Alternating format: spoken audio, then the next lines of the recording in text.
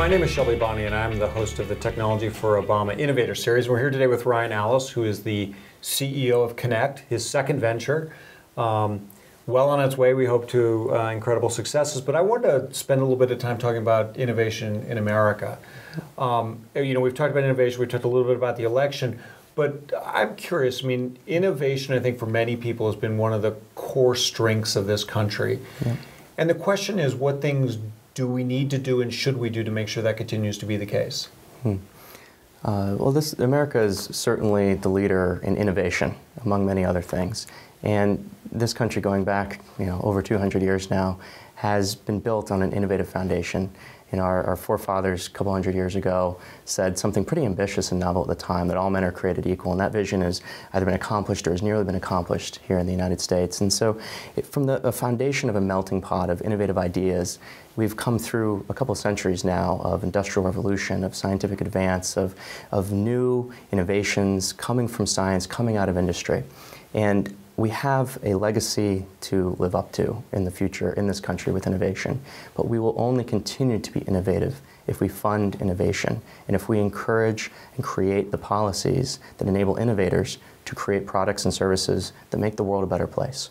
There's so many opportunities out there right now, and we're living at the best time in human history to be innovative, but we need the right policy framework and administration in the White House that continues to understand innovation and how to create great things. And what do you think, when you look at some of those things, where both there need to be plans and there needs to be dollars to support, what are some of those things you think are really critical? Yeah, well, it's investment in the next generation. It's investment in education.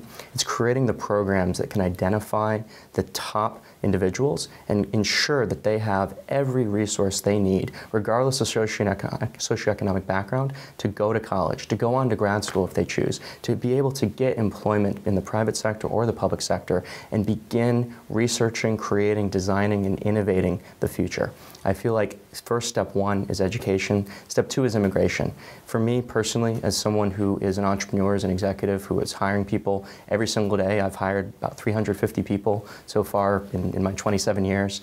I need great people, and often those people are Americans. In fact, probably the large majority of them are Americans. But if I have a programmer, if I have someone who is an engineer from another country and I can't hire them, that's actually stopping me from creating American job growth. Because if I don't get that person, my company may not succeed, which is preventing me from hiring dozens of other Americans and American jobs. And so I need immigration reform to take the best and brightest around the world. And if you get a graduate degree, you should be able, in America, you should be able to come here, stay here, and work here, and pay taxes here.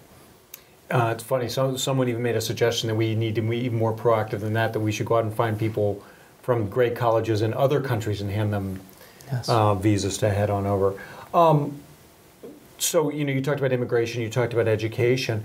I think there's a lot of people who think, government's actually the problem, not the solution. Yeah. And it sounds from what you're saying, it sounds like government does play a role in terms of helping be supportive of the environment. Is that correct? Well, that's right. There are two views on innovation and government's role in an innovative economy.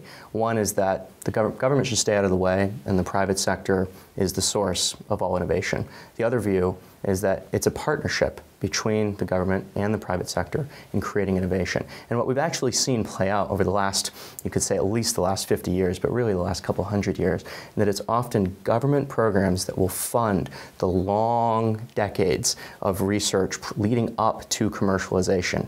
And in fact, in the 1960s, it was DARPA being funded by the government that created the internet, that created other things like GPS, that have created products and technologies that have later been commercialized and enabled innovators and private sector individuals to make millions of dollars and create millions of jobs. But first we need that core research funding to come from places like the government, and I think it's a partnership between private and public sectors. Well, this is from the mouth of someone who knows. So Ryan, it's been a pleasure talking to you. We look forward to talking again, so thank you. Thank you.